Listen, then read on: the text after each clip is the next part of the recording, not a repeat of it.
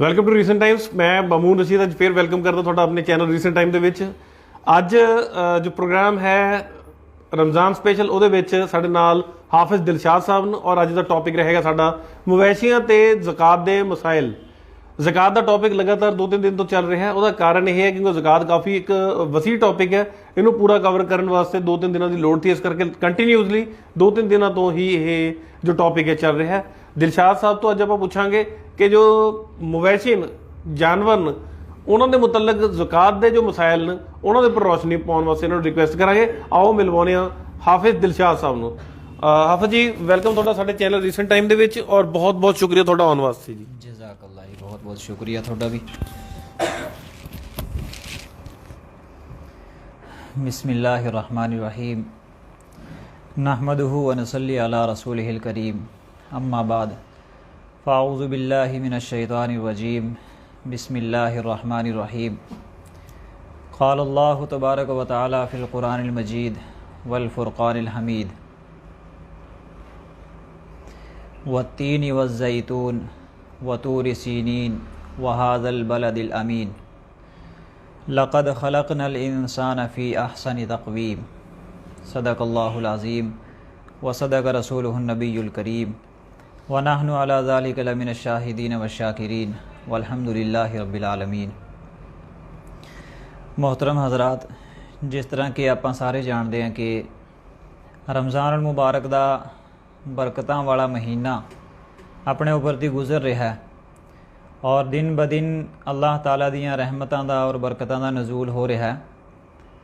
तो उस दे नाल आपां नूं भी चाहिदा कि असी भी अपने आप नूं इस काबिल बनाइए कि अल्लाह ताला दियां मुकम्मल रहमतां और बरकतां नूं अपने उपर लैण वाले और वसूलण वाले बन जाइए। अल्लाह ताला दियां रहमतां और बरकतां दा रमज़ान दी मुनासबत दे नाल बारिश की तरह बरसदियां ने, लेकिन जिवें आपां देखदे हां कि बारिश आसमान दे उपरों बरसदी है और ज़मीन दे उपर, लेकिन पूरी ज़मीन नूं उस बारिश का फ़ायदा नहीं होंदा।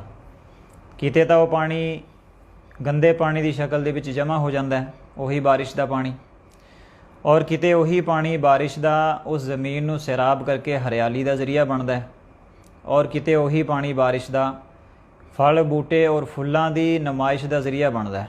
लेकिन पानी पानी है और वही पानी एको ही पानी बरस रहा आसमान तो। इस तरह अल्लाह ताला दी रहमतां और बरकतां दा नज़ूल ता दिन रात रमज़ान मुबारक दे अंदर हो रहा है, लेकिन की असी अपने आप नूं इस काबिल कीता कि असी उन्हां दे वसूलण दे हकदार हो जाइए। तो इस दे उपर गौर व फिक्र करने की लोड़ है। कुरान मजीद दी एक सूरह दी तिलावत कीती है मैं चंद आयतां दी। मकसद इहदा यह है, मौजू तो अपना है ज़कात दा और मवेशियां दे उपर ज़कात किस किस्म दे और किन्ने मवेशियां दे उपर ज़कात वाजिब है, कुछ इस तरह दी आपां गल्लां करांगे इंशाअल्लाह। लेकिन पहला शुरू दे विच दसना ये मकसद है कि अल्लाह ताला ने सारी कायनात नूं जो बनाया तो इहदा मकसद की है। अल्लाह ताला ने इंसान तो इलावा सारियां चीज़ां नूं पैदा कीता तो किस मकसद वास्ते पैदा कीता? अपनी बंदगी और इबादत वास्ते पैदा कीता। तो सवाल पैदा होंदा है कि बाकी दियां सारियां चीज़ां नूं काहदे वास्ते पैदा कीता? एड्डा बड़ा संसार अल्लाह पाक ने बनाया और उस दे विच ज़मीन आसमान चांद सूरज सितारे और मवेशियां दे विचों जानवर चरिंदे परिंदे दरिंदे किन्ने किस्म दियां किस्मां अल्लाह ताला ने मखलूक इस दुनिया के अंदर भेजी। तो इसका मकसद और कारण की है? और जिस आयत की तिलावत में की है तो उस दे विच अल्लाह पाक फरमाते हैं कि लक़द ख़लक़नल इंसान फ़ी अहसनि तक़वीम, कि मैं जिसका मफहूम है कि मैं इंसान नूं आला तखलीक दे अंदर पैदा किया और सारिया चीज़ों नालों अफजल बनाया। लेकिन गुज़िश्ता जो अपनी गलबात हुई सी तो मैं दस्सिया थी कि उहदे विच इंसान दा अफजल उदों ही होंदा है कि जदों अपने रब दे करीब होवे और रब दे नेड़े होवे, अल्लाह दे हुक्मां नूं मन्नण वाला होवे, तां इंसान जो है इंसानियत के अंदर होंदे होए फरिश्तियां दा उच्चा उसका रुतबा हो जाता है।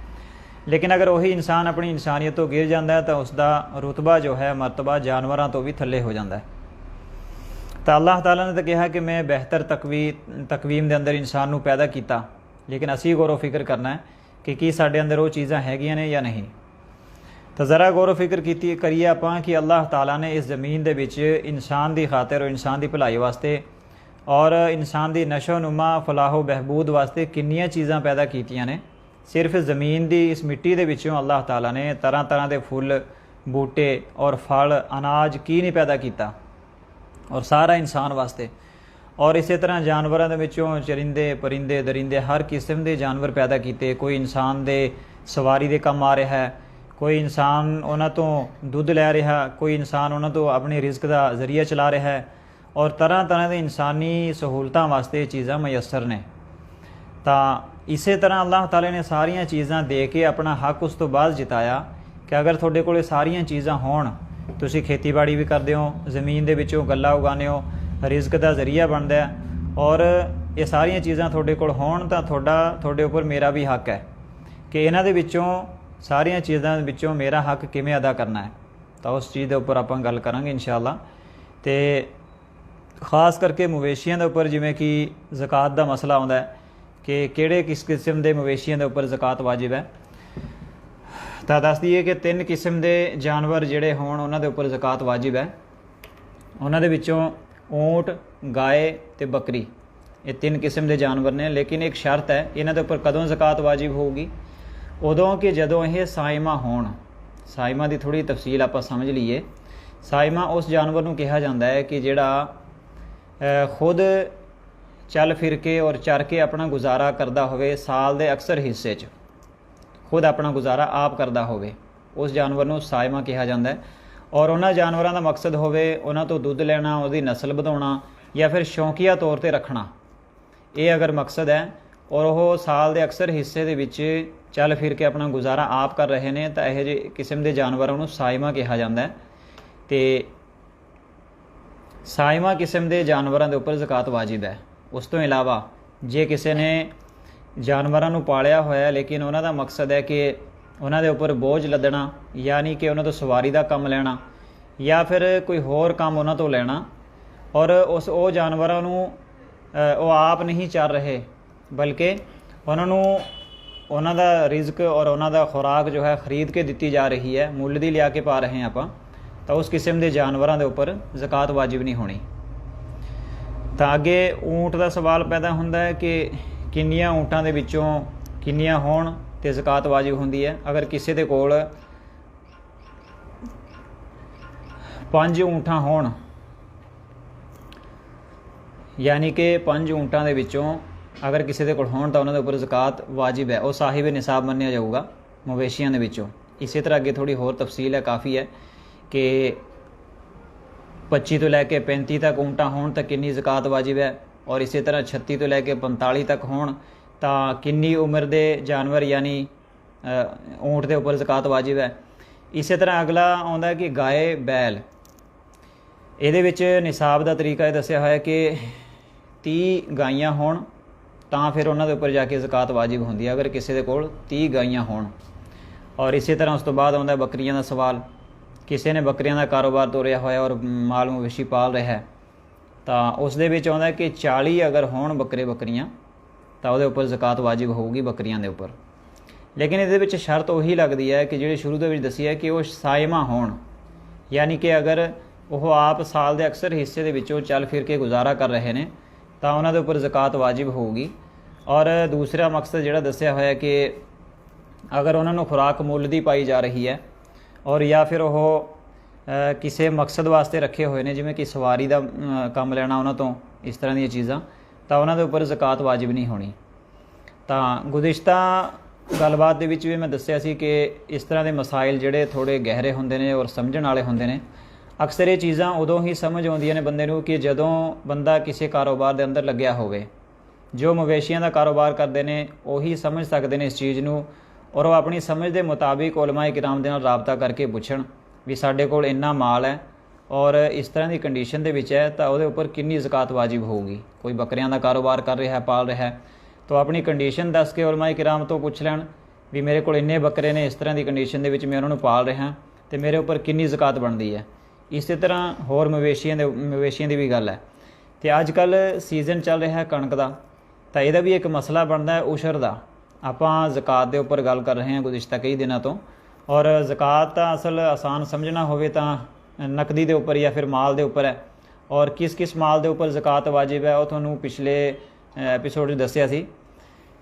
ਤੇ ਸਵਾਲ ਰਹਿ ਜਾਂਦਾ ਪਿੱਛੇ ਉਸ਼ਰ ਦਾ ਯਾਨੀ ਕਿ ਜ਼ਮੀਨ ਦੀ ਪੈਦਾਵਾਰ ਤੋਂ ਜਿਹਦਾ ਆਪਾਂ ਫਾਇਦਾ ਉਠਾ ਰਹੇ ਹਾਂ ਉਸ ਦੇ ਉੱਪਰ ਵੀ ਅੱਲਾਹ ਤਾਲਾ ਦਾ ਹੱਕ ਹੈ। ਉਸ ਮਾਲ ਦੇ ਵਿੱਚੋਂ ਵੀ ਕੁਝ ਹਿੱਸਾ ਅੱਲਾਹ ਤਾਲਾ ਦੇ ਰਸਤੇ ਦੇ ਅੰਦਰ ਖਰਚ ਕਰਨਾ ਸਾਡਾ ਫਰਜ਼ ਬਣਦਾ ਹੈ। ਤੇ ਉਹ ਖੇਤੀਬਾੜੀ ਵਾਲੇ ਹਜ਼ਰਾਤ, ਕਿਸਾਨ ਹਜ਼ਰਾਤ ਜਿਹੜੇ ਖੇਤੀਬਾੜੀ ਕਰਦੇ ਨੇ, ਤੇ ਉਹ ਆਪਣੇ ਕਰੀਬੀ ਉਲਮਾ ਕਿਰਾਮ ਤੋਂ ਇਸ ਚੀਜ਼ ਦਾ ਤਫਸੀਲੀ ਜਵਾਬ ਪੁੱਛਣ ਕਿ ਸਾਡੇ ਕੋਲ ਕਿੰਨੀ ਖੇਤੀ ਹੈ ਔਰ ਕਿਸ ਹਿਸਾਬ ਦੇ ਨਾਲ ਅਸੀਂ ਉਹ ਤੋਂ ਗੱਲਾਂ ਉਗਾ ਰਹੇ ਹਾਂ। ਖੇਤੀ ਦੀ ਕਿਸਮਾਂ ਦੇ ਵਿੱਚ ਵੀ ਇਹ ਆਉਂਦਾ ਕਿ ਅਗਰ ਤੁਸੀਂ ਖੇਤੀ ਜਿਹੜੀ ਹੈ ਤੁਹਾਨੂੰ ਬਾਰਿਸ਼ ਦੇ ਪਾਣੀ ਨਾਲ ਫਾਇਦਾ ਦੇ ਰਹੀ ਹੈ ਤਾਂ ਉਸ ਦਾ ਮਸਲਾ ਅਲੱਗ ਹੋਊਗਾ। ਅਗਰ ਤੁਸੀਂ ਖੇਤੀ ਨੂੰ ਮੁੱਲ ਦਾ ਪਾਣੀ ਦੇ ਰਹੇ ਹੋ ਤਾਂ ਉਸ ਦਾ ਮਸਲਾ ਅਲੱਗ ਹੋਊਗਾ। ਤਾਂ ਇਹ ਮਸਾਇਲ ਤੁਸੀਂ ਆਪਣੀ ਜ਼ਰੂਰਤ ਦੇ ਮੁਤਾਬਿਕ ਅਗਰ ਪੁੱਛੋ ਤਾਂ ਬਹੁਤ ਵਧੀਆ ਹੋਊਗਾ, ਤਾਂ ਕਿ ਤਫਸੀਲੀ ਜਵਾਬ ਤੁਹਾਨੂੰ ਮਿਲੇ ਔਰ ਸਮਝ ਵੀ ਆਵੇ।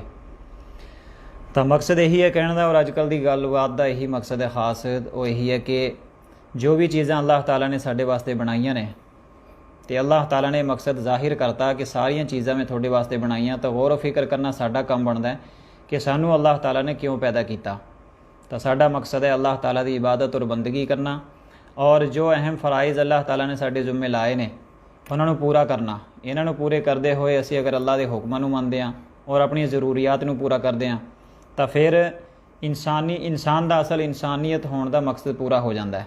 ਲੇਕਿਨ ਅਗਰ ਇਹ ਚੀਜ਼ਾਂ ਤੋਂ ਅਗਰ ਹਟ ਕੇ ਆਪਾਂ ਜ਼ਿੰਦਗੀ ਗੁਜ਼ਾਰਦੇ ਹਾਂ ਤਾਂ ਫਿਰ ਇਨਸਾਨੀਅਤ ਦੇ ਮਕਸਦ ਤੋਂ ਸਮਝੋ ਕਿ ਅਸੀਂ ਹਟ ਕੇ ਜ਼ਿੰਦਗੀ ਗੁਜ਼ਾਰ ਰਹੇ ਹਾਂ।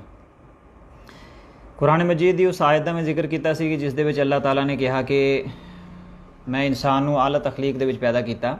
ਇਸ ਦੇ ਵਿੱਚ ਮੈਂ ਤੁਹਾਨੂੰ ਛੋਟਾ ਜਿਹਾ ਇੱਕ ਵਾਕਿਆ ਸੁਣਾ ਦੇਵਾਂ।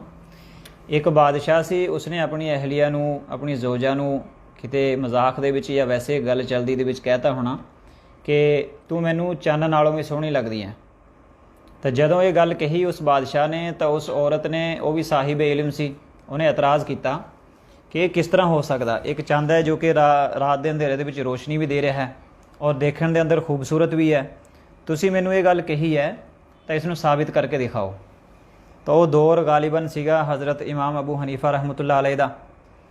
ਤਾਂ ਉਸ ਦੌਰ ਦੇ ਵਿੱਚ ਇੱਕ ਵਾਕਿਆ ਹੋਰ ਪੇਸ਼ ਆਇਆ। ਹਜ਼ਰਤ ਇਮਾਮ ਅਬੂ ਹਨੀਫਾ ਰਹਿਮਤੁल्लाह ਅਲੈਹ ਦੇ ਇੱਕ ਸ਼ਾਗਿਰਦ ਸੀਗੇ, ਉਹਨਾਂ ਨੇ ਆਪਣੀ ਜ਼ਿੰਦਗੀ ਨੂੰ ਦੀਨ ਸਿੱਖਣ ਵਾਸਤੇ ਵਕਫ ਕੀਤਾ ਹੋਇਆ ਸੀ।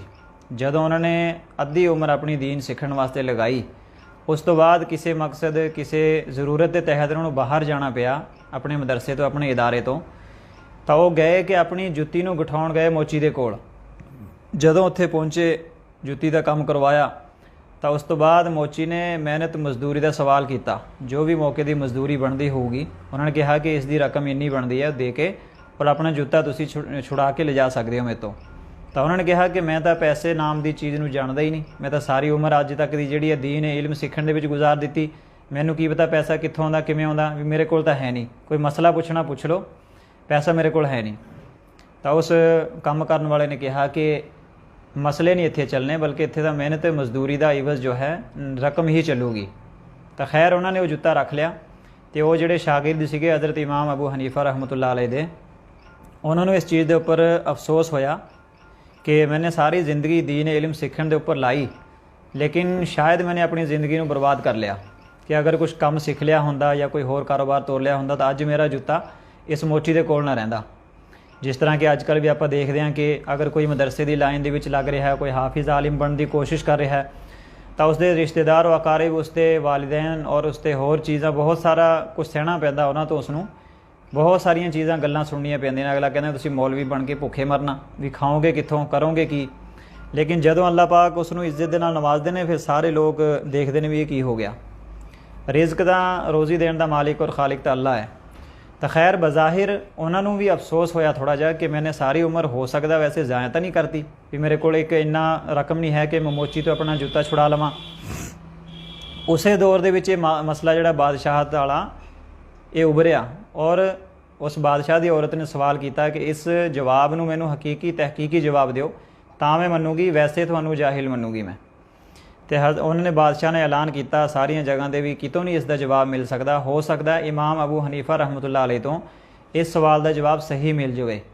ਤਾਂ ਉਹਨਾਂ ਨੇ ਕਾਸਿਦ ਭੇਜਿਆ ਹਜ਼ਰਤ ਇਮਾਮ ਅਬੂ ਹਨੀਫਾ ਰਹਿਮਤੁल्लाह ਅਲੈਹ ਕੋਲ ਕਿ ਜੀ ਇਸ ਤਰ੍ਹਾਂ ਮੈंने ਆਪਣੀ ਬੀਵੀ ਨੂੰ ਕਹਿਤਾ, ਲੇਕਿਨ ਇਸ ਦਾ ਇਹ ਸਾਬਿਤ ਨਹੀਂ ਕਰ ਪਾ ਰਿਹਾ ਮੈਂ, ਇਸ ਦਾ ਜਵਾਬ ਚਾਹੀਦਾ। ਹਜ਼ਰਤ ਇਮਾਮ ਅਬੂ ਹਨੀਫਾ ਰਹਿਮਤੁल्लाह ਅਲੈਹ ਨੇ ਆਪਣੇ ਉਸੇ ਸ਼ਾਗਿਰਦ ਨੂੰ ਭੇਜਿਆ ਕਿ ਜਿਨ੍ਹਾਂ ਤੋਂ ਮੋਚੀ ਕੋਲੋਂ ਆਪਣਾ ਜੁੱਤਾ ਨਹੀਂ ਛੁਡਾ ਹੋਇਆ ਸੀ, ਕਿਹਾ ਕਿ ਇਸ ਨੂੰ ਲੈ ਜਾਓ, ਮੇਰੇ ਕੋਲ ਤਾਂ ਵਕਤ ਹੈ ਨਹੀਂ।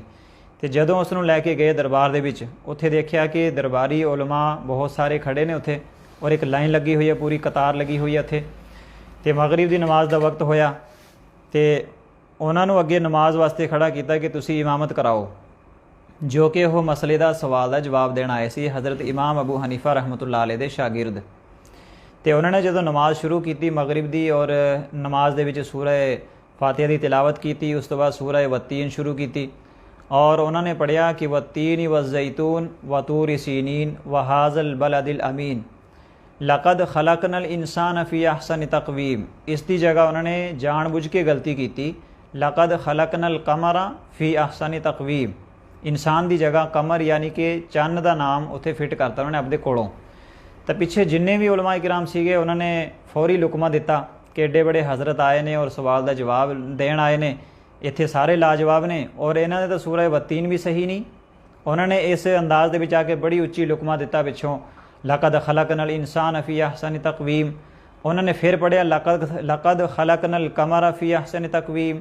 ਜਦੋਂ 3 ਮਰਤਬਾ ਇਹ ਵਾਕਿਆ ਹੋਇਆ ਤਾਂ ਉੱਥੇ ਇਸਲਾਮ ਫੇਰ ਕੇ ਖੜ ਗਏ। ਉਹ ਪਿੱਛੇ ਮੁਖਾਤਿਬ ਹੋ ਕੇ ਪੁੱਛਿਆ ਕਿ ਦੱਸੋ ਵਜ੍ਹਾ ਕੀ ਹੈ, ਮੈਂ ਸਹੀ ਪੜ੍ਹ ਰਿਹਾ ਗਲਤ ਪੜ੍ਹ ਰਿਹਾ? ਤਾਂ ਉਹਨਾਂ ਨੇ ਕਿਹਾ ਕਿ ਤੁਸੀਂ ਪੜ੍ਹ ਰਹੇ ਹੋ ਗਲਤ, ਸਹੀ ਤਾਂ ਇਹ ਹੈ ਕਿ ਲਕਦ ਖਲਕਨਲ ਇਨਸਾਨ ਫੀ ਅਹਸਨ ਤਕਵੀਮ। ਤਾਂ ਉਹਨਾਂ ਨੇ ਕਿਹਾ ਕਿ ਬਸ ਤੁਹਾਡੇ ਸਵਾਲ ਦਾ ਜਵਾਬ ਮਿਲ ਗਿਆ। ਤਾਂ ਫਿਰ ਉਸ ਟਾਈਮ ਦੇ ਉਲਮਾਏ ਕਿਰਾਮ ਦੀਆਂ ਅੱਖਾਂ ਖੁੱਲੀਆਂ ਕਿ ਹੋ ਕੀ ਗਿਆ। ਤਾਂ ਉਹਨਾਂ ਨੇ ਜਵਾਬ ਦੇਣ ਦੇ ਅੰਦਾਜ਼ 'ਚ ਫਿਰ ਉਸ ਤਫਸੀਲੀ ਜਵਾਬ ਨੂੰ ਸਮਝਾਇਆ ਕਿ ਅੱਲਾਹ ਤਾਲਾ ਤਾਂ ਕਹਿ ਰਹੇ ਨੇ ਕਿ ਮੈਨੇ ਸਾਰੀਆਂ ਚੀਜ਼ਾਂ ਦੇ ਨਾਲੋਂ ਅਫਜ਼ਲ ਔਰ ਅੱਛੀ ਤਕਵੀਮ ਦੇ ਅੰਦਰ ਇਨਸਾਨ ਨੂੰ ਪੈਦਾ ਕੀਤਾ। ਤਾਂ ਸਾਰੀਆਂ ਚੀਜ਼ਾਂ ਦੇ ਵਿੱਚ ਤਾਂ ਚੰਦ ਵੀ ਸ਼ੁਮਾਰ ਹੈ, ਔਰ ਮੈਨੇ ਉੱਥੇ ਚੰਨ ਦਾ ਨਾਮ ਲਿਆ ਲਕਦ ਖਲਕਨਲ ਕਮਰਾ, ਕਿ ਅੱਲਾਹ ਤਾਲਾ ਕਹਿੰਦੇ ਨੇ ਮੈਨੇ ਚੰਨ ਨੂੰ ਸਾਰੀਆਂ ਚੀਜ਼ਾਂ ਨਾਲੋਂ ਆਲਾ ਔਰ ਅਫਜ਼ਲ ਔਰ ਵਧੀਆ ਬਣਾਇਆ, ਤੁਸੀਂ ਮੈਨੂੰ ਲੁਕਮਾ ਦੇਤਾ। ਤਾਂ ਇਸ ਦਾ ਮਤਲਬ ਕਿ ਤੁਸੀਂ ਗੱਲ ਨੂੰ ਸਮਝੇ ਨਹੀਂ, ਔਰ ਮੇਰੀ ਗੱਲ ਜਿਹੜੀ ਅੱਲਾਹ ਪਾਕ ਨੇ ਕਹੀ ਹੈ ਮੇਰੀ ਜ਼ੁਬਾਨ ਤੋਂ ਉਹ ਸਹੀ ਹੈ। ਤਾਂ ਉਹ ਮਸਲਾ ਜੋ ਹੈ ਉੱਥੇ ਸਿੱਧ ਹੋ ਗਿਆ, ਔਰ ਬਾਦਸ਼ਾਹ ਬਹੁਤ ਖੁਸ਼ ਹੋਇਆ ਇਸ ਚੀਜ਼ ਤੋਂ ਕਿ ਮਸਲੇ ਦਾ ਜਵਾਬ ਮਿਲ ਗਿਆ। ਉਸ ਬਾਦਸ਼ਾਹ ਨੇ ਉਸ ਖੁਸ਼ੀ ਦੇ ਵਿੱਚ ਉੱਥੋਂ ਖਜ਼ਾਨੇ ਦੇ ਭਰੇ ਕਈ ਸਾਰੇ ਊਂਟਾਂ ਦੀ ਇੱਕ ਕਤਾਰ, ਇੱਕ ਲਾਈਨ ਹਜ਼ਰਤ ਇਮਾਮ ਅਬੂ ਹਨੀਫਾ ਰਹਿਮਤੁल्लाह अलैह ਘਰ ਵੱਲ ਨੂੰ ਲਵਾ ਦਿੱਤੀ ਕਿ ਇਹ ਕਤਾਰ ਜਿਹੜੀ ਹੈ ਉਹਨਾਂ ਦੇ ਘਰ ਜਾਣੀ ਚਾਹੀਦੀ ਹੈ ਖਜ਼ਾਨੇ ਦੀ। ਲੇਕਿਨ ਹਜ਼ਰਤ ਇਮਾਮ ਅਬੂ ਹਨੀਫਾ ਰਹਿਮਤੁल्लाह अलैह ਨੇ ਕਿਹਾ ਕਿ ਇਹ ਚੀਜ਼ ਦੀ ਮੈਨੂੰ ਤਲਬ ਨਹੀਂ ਹੈ, ਨਾ ਹੀ ਮੈਂ ਇਸ ਚੀਜ਼ ਦਾ ਚਾਹਵਾਨ ਹਾਂ। ਇਹ ਚੀਜ਼ ਜੋ ਹੈ ਜਿਹੜਾ ਮੇਰਾ ਸ਼ਾਗਿਰਦ ਤੁਹਾਨੂੰ ਜਵਾਬ ਦੇਣ ਗਿਆ ਸੀ ਉਹਦੇ ਘਰ ਵੱਲ ਨੂੰ ਕਰ ਦਿਓ ਇਹ ਖਜ਼ਾਨਾ। ਤਾਂ ਉਹ ਜਿਹੜੇ ਸ਼ਾਗਿਰਦ ਸਾਹਿਬ ਸੀਗੇ ਹਜ਼ਰਤ ਇਮਾਮ ਅਬੂ ਹਨੀਫਾ ਰਹਿਮਤੁल्लाह अलैह ਦੇ, ਜਿਨ੍ਹਾਂ ਨੇ ਮੋਚੀ ਕੋਲ ਜੁੱਤਾ ਨਹੀਂ ਉਦੋਂ ਛੁੜਾ ਹੋਇਆ ਸੀ, ਉਹਨਾਂ ਨੂੰ ਫਿਰ ਆਪਣੀ ਉਸ ਸੋਚੀ ਹੋਈ ਗੱਲ ਦੇ ਉੱਪਰ ਅਫਸੋਸ ਹੋਇਆ ਕਿ ਕਾਸ਼ ਮੈਨੇ ਉਹ ਜਿਹੜਾ ਸੋਚਿਆ ਉਹ ਗਲਤ ਸੋਚਿਆ ਕਿ ਮੈਨੇ ਸਾਰੀ ਉਮਰ ਜੋ ਹੈ ਦੀਨ ਸਿੱਖਣ ਦੇ ਉੱਪਰ ਲਗਾ ਦਿੱਤੀ, ਲੇਕਿਨ ਮੇਰੇ ਪੱਲੇ ਤਾਂ ਕੁਝ ਵੀ ਨਹੀਂ ਪਿਆ। ਤਾਂ ਉਸ ਕਹੀ ਹੋਈ ਚੀਜ਼ ਦੇ ਉੱਪਰ ਉਹਨਾਂ ਨੂੰ ਬਹੁਤ ਅਫਸੋਸ ਹੋਇਆ ਤੇ ਉਹਨਾਂ ਨੇ ਫਿਰ ਲਿਖਤ ਦੇ ਅੰਦਰ ਹਜ਼ਰਤ ਇਮਾਮ ਅਬੂ ਹਨੀਫਾ ਰਹਿਮਤੁल्लाह अलैह ਤੋਂ ਉਸ ਚੀਜ਼ ਦੀ ਮਾਫੀ ਔਰ ਮਾਜ਼ਰਤ ਮੰਗੀ। ਤਾਂ ਇੱਥੋਂ ਇਹ ਚੀਜ਼ ਵੀ ਸਾਨੂੰ ਸਮਝ ਆਉਂਦੀ ਹੈ ਕਿ ਇੱਕ ਤਾਂ ਦੀਨ ਇਲਮ ਸਿੱਖਣ ਵਾਸਤੇ ਆਪਣੇ ਆਪ ਨੂੰ ਲਗਾਉਣਾ ਚਾਹੀਦਾ, ਔਰ ਕੋਈ ਵੀ ਜਿਹੜਾ ਦੀਨ ਇਲਮ ਸਿੱਖ ਰਿਹਾ ਹੈ ਦੁਨਿਆਵੀ ਐਤਬਾਰ 'ਤੇ ਅਗਰ ਥੋੜ੍ਹਾ ਜਿਹਾ ਕਮਜ਼ੋਰ ਹੈ ਤਾਂ ਉਸਨੂੰ ਆਪਣੇ ਆਪ ਨੂੰ ਕਮਜ਼ੋਰ ਔਰ ਕਮਤਰ ਨਹੀਂ ਸਮਝਣਾ ਚਾਹੀਦਾ। ਦੂਸਰੀ ਚੀਜ਼ ਉਹ ਵੀ ਸਮਝ ਆਉਂਦੀ ਹੈ ਕਿ ਅੱਲਾਹ ਤਾਲਾ ਨੇ ਤਾਂ ਸਾਰੀਆਂ ਚੀਜ਼ਾਂ ਨਾਲੋਂ ਸਾਨੂੰ ਆਲਾ ਅਫਜ਼ਲ ਔਰ ਤਕਵੀਮ ਦੇ ਵਿੱਚ ਬਣਾਇਆ, ਲੇਕਿਨ ਕੀ ਅਸੀਂ ਉਸ ਦੇ ਕਾਬਿਲ ਹਾਂ ਵੀ ਜਾਂ ਨਹੀਂ? ਤਾਂ ਸਾਰੀਆਂ ਚੀਜ਼ਾਂ ਜਦ ਅੱਲਾਹ ਪਾਕ ਨੇ ਸਾਡੇ ਵਾਸਤੇ ਬਣਾਈਆਂ ਨੇ ਯਾਨੀ ਕਿ ਇਨਸਾਨ ਵਾਸਤੇ, ਤਾਂ ਇਨਸਾਨ ਦਾ ਵੀ ਫਰਜ਼ ਬਣਦਾ ਕਿ ਸਾਰੇ ਅਹਿਮ ਫਰੀਜ਼ਿਆਂ ਨੂੰ ਸਮਝਦਾ ਹੋਇਆ ਸਹੀ ਤਰੀਕੇ ਦੇ ਅੰਦਰ ਰੱਬ ਨੂੰ ਰੱਬ ਮੰਨ ਕੇ ਔਰ ਆਪਣੇ ਆਪ ਨੂੰ ਬੰਦਾ ਮੰਨ ਕੇ ਜ਼ਿੰਦਗੀ ਗੁਜ਼ਾਰੇ, ਤਾਂ ਕਿ ਆਖਰਤ ਦੀ ਜਿਹੜੀ ਆਉਣ ਵਾਲੀ ਹਮੇਸ਼ਾ ਦੀ ਜ਼ਿੰਦਗੀ ਹੈ ਉਸ ਦੇ ਉੱਪਰ ਨਾਕਾਮੀ ਦਾ ਸਾਹਮਣਾ ਨਾ ਕਰਨਾ ਪਵੇ। ਬਸ ਅੱਜ ਦੀ ਗੁਫ਼ਤਗੂ ਦਾ ਆਪਾਂ ਇਖਤਤਾਮ ਕਰਦੇ ਹਾਂ, ਔਰ ਉਮੀਦ ਹੈ ਕਿ ਤੁਸੀਂ ਇਸ ਚੀਜ਼ ਦੇ ਉੱਪਰ ਗੌਰ ਫਿਕਰ ਕਰੋਗੇ ਸੁਣ ਕੇ ਕਿ ਇਨਸ਼ਾਅੱਲਾ ਜਿੰਨੀਆਂ ਚੀਜ਼ਾਂ ਅੱਲਾਹ ਪਾਕ ਨੇ ਸਾਡੇ ਵਾਸਤੇ ਬਣਾਈਆਂ ਨੇ ਅਸੀਂ ਉਹਨਾਂ ਦਾ ਸ਼ੁਕਰ ਅਦਾ ਕਰਦੇ ਹੋਏ ਅੱਲਾਹ ਤਾਲਾ ਦੇ तमाम ਹੁਕੂਕ ਅਦਾ ਕਰਾਂਗੇ, ਚਾਹੇ ਉਹ ਜ਼ਕਾਤ ਦੇ ਮਸਾਇਲ ਦੇ ਵਿੱਚੋਂ ਹੋਣ, ਮਵੇਸ਼ੀਆਂ ਦੀ ਜ਼ਕਾਤ ਦੇ ਮਸਾਇਲ ਦੇ ਵਿੱਚੋਂ ਹੋਣ, ਖੇਤੀਬਾੜੀ ਦੇ ਮਸਾਇਲ ਦੇ ਉਸ਼ਰ ਦੇ ਵਿੱਚੋਂ ਹੋਣ। ਅੱਲਾਹ ਤਾਲਾ ਦਾ ਕਿਤੇ ਵੀ ਕੋਈ ਵੀ ਹੱਕ ਰੱਖਣ ਦੀ ਕੋਸ਼ਿਸ਼ ਨਹੀਂ ਕਰਾਂਗੇ ਇਨਸ਼ਾਅੱਲਾ। ਤੇ ਅੱਲਾਹ ਤਾਲਾ ਦੇ ਦਿੱਤੇ ਹੋਏ ਦੇ ਵਿੱਚੋਂ ਜਿੰਨਾ ਵੀ ਅਸੀਂ ਖਰਚ ਕਰਾਂਗੇ ਦੇਵਾਂਗੇ ਤੇ ਇਨਸ਼ਾਅੱਲਾ ਸਾਡੀ ਜ਼ਿੰਦਗੀ ਦੇ ਅੰਦਰ, ਉਮਰ ਦੇ ਅੰਦਰ ਔਰ ਸਾਡੇ ਮਾਲੋ ਅਸਬਾਬ ਦੇ ਅੰਦਰ ਵੀ ਇਜ਼ਾਫਾ ਹੋਊਗਾ। ਅੱਲਾਹ ਤਾਲਾ ਆਪਾਂ ਸਾਰਿਆਂ ਨੂੰ ਕਹਿਣ ਸੁਣ ਤੋਂ ਜ਼ਿਆਦਾ ਅਮਲ ਦੀ ਤੌਫੀਕ ਅਤਾ ਫਰਮਾਵੇ। ਆਮੀਨ। ਅੱਜ ਦਾ ਸਵਾਲ ਵੀ ਤੇ ਜਿਵੇਂ ਕਿ ਹਰ ਵਾਰ ਸਵਾਲ ਹੁੰਦਾ ਇੱਕ ਗੱਲਬਾਤ ਤੋਂ ਬਾਅਦ, ਤੇ ਅੱਜ ਦਾ ਸਵਾਲ ਆਪਾਂ ਇਹੀ ਰੱਖਾਂਗੇ ਕਿ ਕਿੰਨੇ ਕਿਸਮ ਦੇ ਜਾਨਵਰਾਂ ਦੇ ਉੱਪਰ, ਮਵੇਸ਼ੀਆਂ ਦੇ ਉੱਪਰ ਜ਼ਕਾਤ ਵਾਜਿਬ ਹੈ। ਅੱਜ ਦਾ ਸਵਾਲ ਇਹੀ ਹੈ ਕਿ ਕਿੰਨੇ ਕਿਸਮ ਦੇ ਜਾਨਵਰਾਂ ਔਰ ਮਵੇਸ਼ੀਆਂ ਦੇ ਉੱਪਰ ਜ਼ਕਾਤ ਵਾਜਿਬ ਹੈ। ਸ਼ੁਕਰੀਆ। ਅਸਲਾਮ ਅਲੈਕੁਮ। ਬਹੁਤ ਬਹੁਤ ਸ਼ੁਕਰੀਆ ਹਾਫਿਜ਼ ਦਿਲਸ਼ਾਦ ਸਾਹਿਬ। ਹਾਫਿਜ਼ ਜੀ ਨੇ ਬਹੁਤ ਅੱਛੇ ਤਰੀਕੇ ਦੇ ਨਾਲ ਐਲੈਬੋਰੇਟ ਕੀਤਾ ਇਸ ਜੋ ਮਤਲਬ ਮਸਲਾ ਸੀਗਾ ਜ਼ਕਾਤ ਦਾ ਮਵੇਸ਼ੀਆਂ ਦੇ ਉੱਪਰ। ਔਰ ਅੱਜ ਦਾ ਸਵਾਲ ਵੀ ਹੈ ਜੋ ਉਹਦਾ ਤੁਸੀਂ ਜਵਾਬ ਦੇ ਸਕਦੇ ਹੋ। ਸਾਡਾ ਜੋ ਚੈਟ ਬਾਕਸ ਹੈ ਉਹਦੇ ਵਿੱਚ ਜਵਾਬ ਦਿਵੋ, ਔਰ ਇਨਸ਼ਾਅੱਲਾ ਅਸੀਂ ਇੱਥੇ ਬੁਲਾ ਕੇ ਤੁਹਾਨੂੰ ਕੋਸ਼ਿਸ਼ ਕਰਾਂਗੇ ਕਿ ਅਸੀਂ ਇਨਾਮ ਦਈਏ।